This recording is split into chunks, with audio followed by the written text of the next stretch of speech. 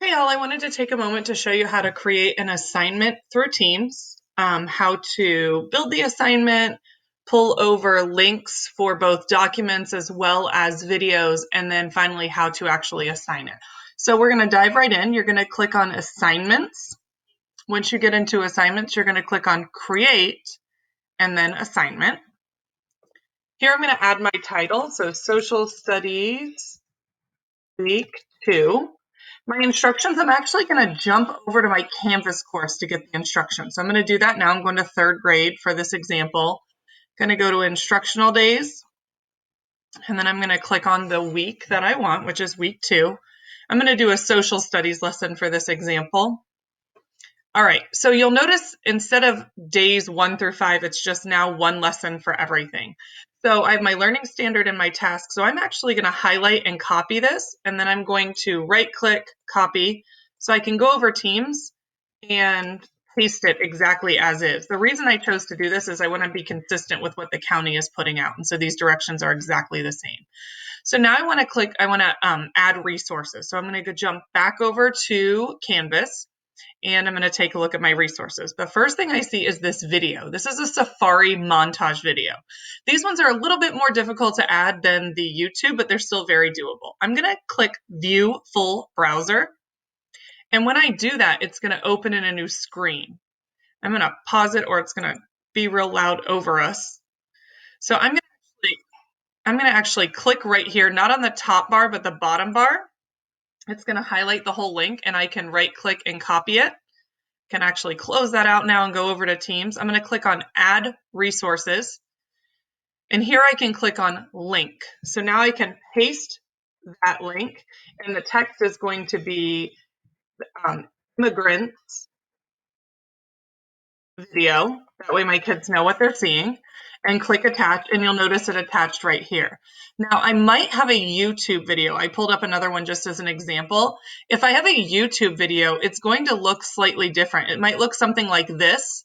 And in order to grab the link, I'm going to click the share button, and then I'm just going to, right click and copy that link. So now when I go back over here to add those YouTube links, it's the same process. It's just you got it a different way. So I'm going to add link again, paste it, and then give it a name. Almost 3 branches of government. It was another grade level. And then when I click attach, you'll notice that it's there as well. The next thing I want to do is go over and add my print resources. And here you'll notice there are these 2 resources because up here it said to read these pages. It said to read these pages from here and then to answer these questions. So this is a reading, and this answer one is where the students are actually going to do their work. So I'm going to click on them both so they start downloading in the bottom left corner. The PDF, remember, is my the text they're reading, and then the Word is the actual document they're answering in. If I click this arrow and click on Show in Folder, you'll notice that they're the top 2 things that downloaded in my downloads. That's important to know where they are so I know where to grab them from. So I'm going to close that out and jump back over to Teams. Now I'm going to click Add Resources again. And those save to my computer, not my OneDrive, so I'm going to have to upload them from the device. If you chose to save them another way, you would just know what folder you saved them in. So I'm going to click Upload from Device. And what's kind of cool is I can actually check mark those 2 documents, and it's going to upload them both at the same time. So it'll take just a moment for them to upload, and when they're done, I can click Done. So now here's the stickler part that you can't remember, or that you can't forget. It says students can't edit. Remember, this is the Word document that I want them to work on, so I need them to be able to edit it. So to get them to be able to edit, I'm going to click these 3 dots, this ellipsis, and I'm going to click Students Edit Their Own Copy. That's going to allow them to work on, and it will automatically save their work like you guys have seen in other videos.